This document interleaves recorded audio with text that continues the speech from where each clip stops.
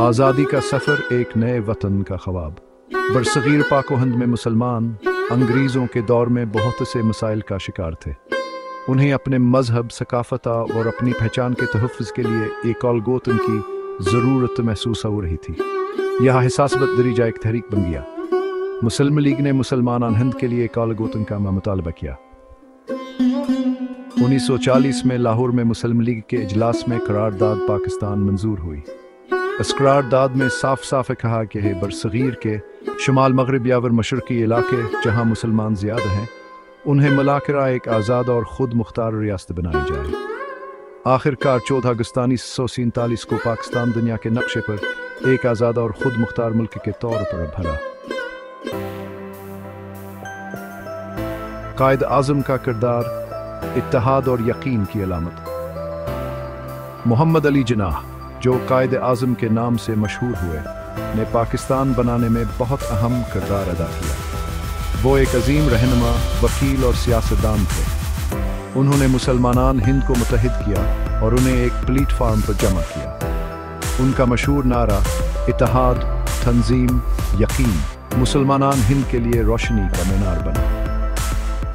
कायद आज़म ने अंग्रेज़ हुकूमत और हिंदू लीडरों से मुज़ाकरात में गैर मामूली महारत का मुज़ाहिरा किया। उनकी दौर अंदेश क़ियादत ने पाकिस्तान के क़याम को मुमकिन बनाया। वो पाकिस्तान के पहले गवर्नर जनरल बने और मुल्क की तामीर और तरक्की के लिए अहम इक़दामात उठाए। इब्तदाई चैलेंजेस, एक नई कौम की तामीर। पाकिस्तान को आज़ादी मिलते हैबत से मसाइल का सामना करना पड़ा। इन मसाइल में सबसे अहम मसाइल की कमी, महाजरीन का मसला और कश्मीर का तनाज़ा था। लाखों महाजरीन को हिंदुस्तान से पाकिस्तान आना पड़ा। इनके रहाइश, खुराक व रोज़गार का इंतज़ाम एक बहुत बड़ा चैलेंज था। इसके अलावा हिंदुस्तान के साथ कश्मीर का तनाज़ा दोनों मुल्कों के दरमियान कशीदगी का बायस बना। ये तनाज़ा आज भी ख़त्े में अमन के लिए एक बड़ा खतरा है। इन तमाम मुश्किलात के बावजूद पाकिस्तान ने बदरीज तरक्की के राह पर कदम बढ़ाए। लंदी सवदियन का आसान है तकसीमा और सबक। 1971 में पाकिस्तान की तारीख़ का एक खबरा वाक़या पेश आया जब मशरक़ी पाकिस्तान अलग होकर बांग्लादेश बन गया। आसान है कि वजह सियासी और इक़्तिसादी अदम-मसावत थी। मशरक़ी पाकिस्तान के अवाम को मगरबी पाकिस्तान के मुकाबले में कम हुकूक हासिल थे। इसके अलावा वसाइल की तकसीम में बयान है नज़रअंदाज किया जाता था। 1971 ने पाकिस्तान को 2 हिस्सों में तकसीम कर दिया। इस सानहे ने पाकिस्तान को बहुत कुछ सिखाया। इसने जमहूरी अक़दार, अवाम के मंगों का एहतराम और कौमी इकजहती की अहमियत को उजागर किया।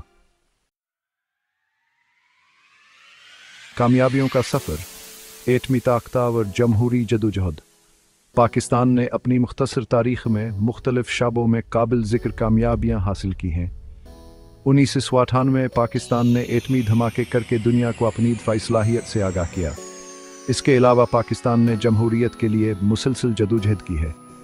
मुख्तलिफ आमरीतों के बावजूद जमहूरी अमल को जारी रखा गया है।